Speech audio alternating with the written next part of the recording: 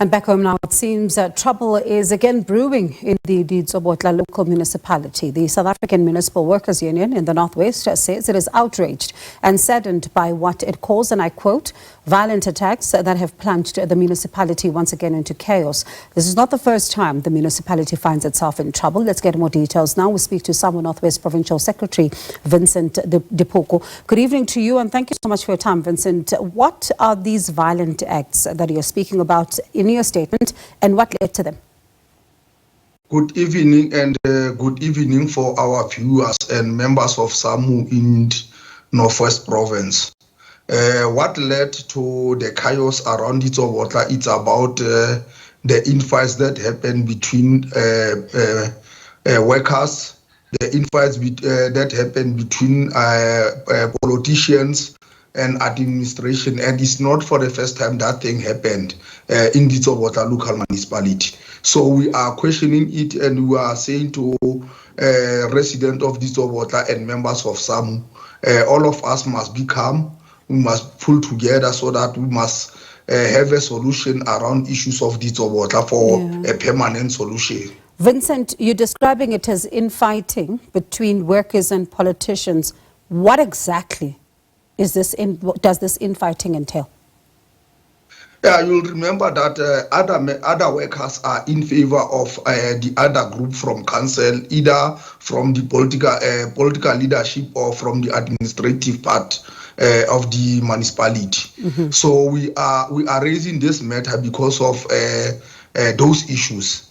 But in our engagement with workers, in our general meeting with workers, we have said to them they must distance themselves from participating in political issues.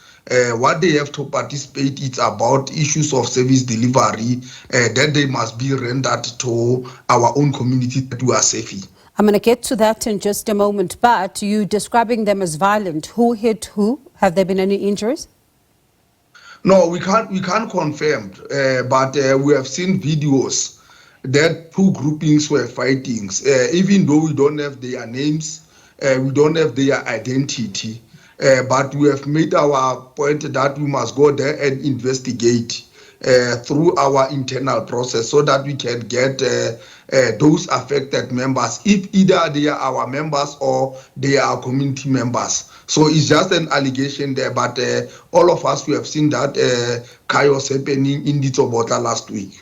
So let's talk about what your statement is describing as a meeting that was supposed to be organized in one council meeting, and then there was another council meeting. It seems there were two parallel meetings here that were taking place. Is that the case? No, we can't confirm that. I think the better people or the better politician that can confirm that is the ANC leading government or the same councillors that sit in those councillors. You must remember that as workers, we don't sit in councils, and we are not quite sure whether the legit council it's who or not the legit one. So we can't confirm is it parallel. But where we are, we believe that the ANC or any political party in that municipality must give direction. So, right. I ask this, Vincent, because, and I'm going to borrow from this statement, it says, the conduct of certain councillors who convened a parallel council meeting in defiance of due process is a blatant disregard for the rule of law and for the democratic rights of the voters who elected them. This political infighting and instability have brought service delivery to a standstill, leaving the residents of Ditsobotla to suffer the consequences. I'm going to get to the residents in just a moment, but this is from your statement that there's a convening of parallel council meetings. Yeah, you'll remember that there are two versions that we have noticed. There are council that was met at Ditsobotla, and there is another council that met at Mafikeng. The same councillors, they are from the same municipality, which is Ditsobotla Local Municipality. That's what we are confining it as parallel councils. So does this mean that, pardon me, if that's the case then, does it mean two structures are running the municipality? What's happening? Who's in charge? According to what we view it, it's like that. But what we are saying as as union is that the MEC of local government must take a stand and give direction in that municipality. Us as workers, we cannot say we are aligned to this mayor or not this mayor. Us, it's only to provide service delivery. We cannot be pinpoint or we cannot be part of the parallel council in that municipality. Do you think it's still a matter that the province should deal with or national government should intervene?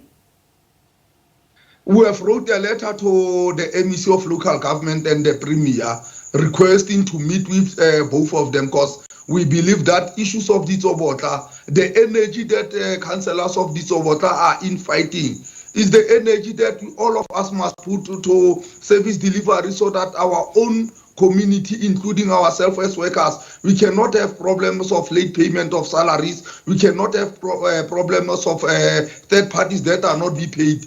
We believe that the energy that are fighting is the energy that we can put to service delivery and issues of workers. Like I put to you that workers of Ditsobotla have not received their salary up until today. How long has it been now? Each and every month we are receiving love letters from the very institution that we are going to be paid around the 7, around the 14, around the 19, around the 35, and it cannot go as it is.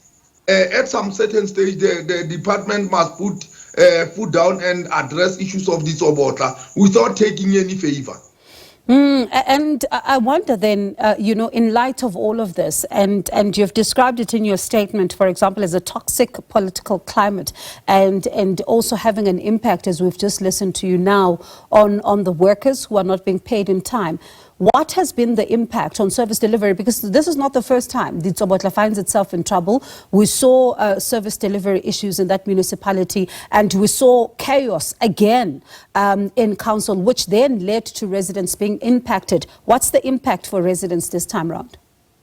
Yeah, like we are saying, we are still putting our own investigation as the union, because we don't want to put emphasis on issues that we are not aware of it. But we must have our own investigation, so that when we conclude our investigation, we can be proudly say this is the problems that need to be addressed in that municipality.